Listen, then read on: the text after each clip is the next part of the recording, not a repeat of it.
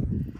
Yeah, so you want to bring your upper body back just a little bit more and then concentrate on keeping her bent around the entire circle and then kind of supporting her with your outside rein. So if any rein is going loose here and there, it should be your inside rein, not your outside, because you're always trying to push their weight over onto the outside where they can carry us more comfortably and they're more kind of sturdy underneath us. So a little bit more bend because her head's just straight.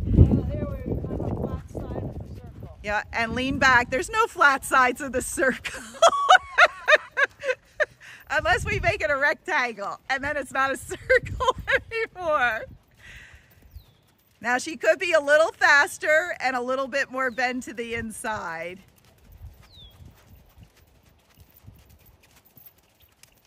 That's better speed-wise, yep. And then again, I know it's hot and everything, so if you need breaks, you just stop and take a break.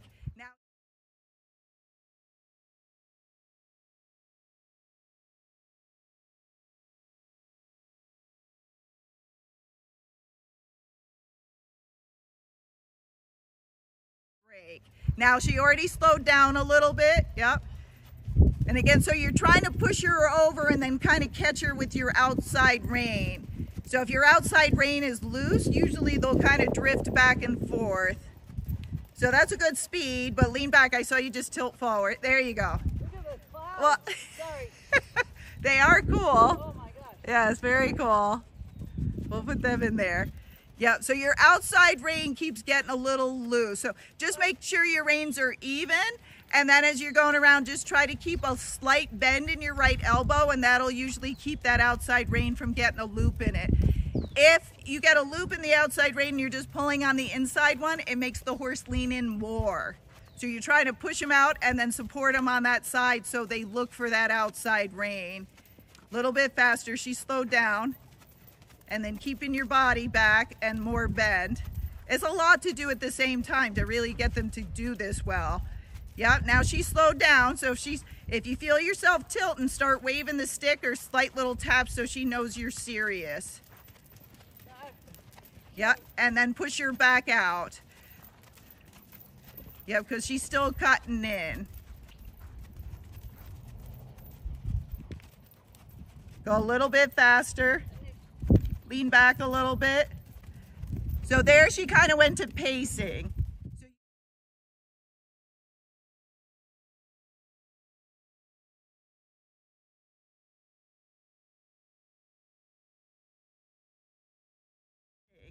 So you don't want to let her pace, even though you wanted her to go forward. If you have to hit her, it's best to keep your hands on the reins. Now she's pacing the whole time, so she thinks this is okay. So never, ever again do you want to do that, what you just did, pace. You can hit her with the stick, but once she goes faster one step and she's pacing, you have to use your contact. So that's why like a dressage whip is good because your hands are still on the reins, but you can tap the horse with the stick. So when you ask for more, if they start to pace, you immediately half halt. A little bit more inside bend, bring her head down and slow down your step pacing again.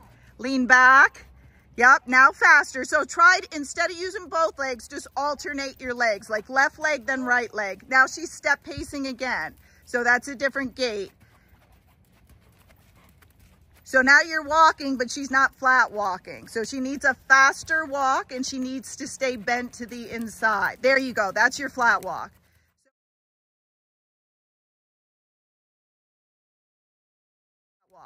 So her head should be moving up and down. See how she slowed down and then her head didn't move?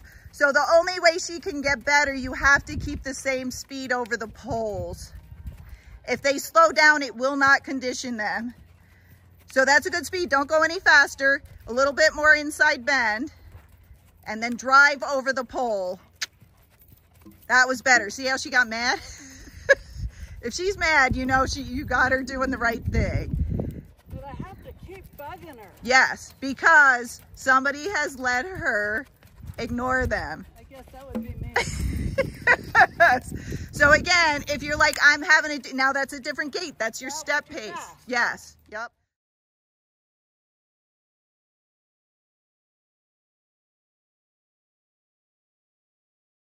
Yep. Not So, that much, but yes. So again, if you're like, she's not listening, I'll hand you the stick and then you carry the stick. yeah, I think I'd like. Yeah, okay. With your left leg, that's a step pace, and you're turning her head slightly towards me. So you're keeping a slight arc in her body. That's perfect right there. Now she slowed down over the pole. Did you catch that? Yep, she's smart. Now she's step pacing, so half halt, bender. The pole will fix it, but if you're far from the pole, then you need to fix it. You don't want to let her step pace when we're trying to flat walk. So when you come in the arena, like walk around a couple times, warm her up or run her around, and then walk over these poles like 5 minutes each direction. She's step pacing. Yep. So the only way she'll know to stay in the flat walk, I know you're listening to me, but is every time she changes speed, you correct her. Does that make sense? Yes, Yeah. absolutely, it makes sense. Yes. In my head. Yes, but doing it all at the same time is hard. So now she's just doing a regular slow trail walk. So she has to go a little faster, like as in your brain, you think like speed walking, like we need to get to the bus, we need to get somewhere. Lean back, a little bit faster than she's going to. You see the head shake. Now see how the head's not shaking, but it's faster, so that's a step pace. Oh my gosh, we've done 50 different paces in this one. Yes, now she's step pacing again, so you got a half halt, so she knows not to do that. Too much. What? Then I do too much. Yes, but the fact that you're realizing that, just then each time you try, you go, I'll squeeze with my hands, but I'll squeeze less, and I'll keep a little more legs. So she's step pacing, and she got like 5 steps in. That same quarter. Yes. So again, some of it's the footing, but it's also you letting her step pace. See, she's step pacing again. So you were flat walking in the beginning, and then you kept letting her step pace, and she goes, that's easier, so I'm going to keep trying to do that. So every time she changes gait, but you have to feel it, because again, I won't be here, you have to correct her. If you don't, she thinks she's step pacing. But then she almost didn't want to go over it. So, It felt like. so you add leg, but half halt at the same time. Just crumple or roll her up. Yes. So she's just trail walking. So lean back. But see, that's the difference. I can feel it, so I kept her flat walking the entire time. There's your flat walk. Now it changed, and you're not doing anything. Yep, but too late. So it's like I'm your kid, and I asked you for money, and you said no. And I asked you for money, and you said no. I ask you 5 more times, and you go, fine, just take the money. So I go, well, I just asked Mom 5 times, and then I can take her money. So that's what your horse is doing. She's not flat walking anymore. She's step pacing the whole way around. And that's faster than a Flat walk. And it's the wrong thing to do. Because again, it's close to a pace. So if you want to go faster, then the horse just paces because they've never used their legs correctly. So see now, even though you're thinking, you stopped her. So what that told her is when I step pace, I get a break. So I will step pace more. It's that quick that horses make the association. So you only want to stop when she's doing the right thing. And if you're like, I went around 10 times and I got 1 step, you stop when you get that 1 step. What? Reward the good. That's right. Or even a try. You're like, she tried and she almost step pace but didn't do it, then you can stop then. Now you were going towards a flat walk and then it changed. Now you lost your bend. Lean back a little bit more. So wave your stick but don't hit her. Lean back. Now spin her in a circle. Tight. Lean back. Don't look down. Lean back. Because you don't want her to do that behavior. Now see how you kind of went off after 1 circle? I didn't say circle 5 times, but I would have circled 3 to 5 times. Okay. 1 circle is not like anything hard. It's like, Now she's back to step pacing. Because I want you to see it on video too, that she's step pacing. So keep going. Keep going, don't slow down. Now your hands are in your thighs, and I'm gonna explain what's happening. Yep. And your horse is not bending. So that's one of the reasons she keeps step pacing, okay? Now her head is up and her neck and back is tense. Yep, but it's okay. Again, I'm trying to do it so you'll hear it on the video. Yep, so keep going.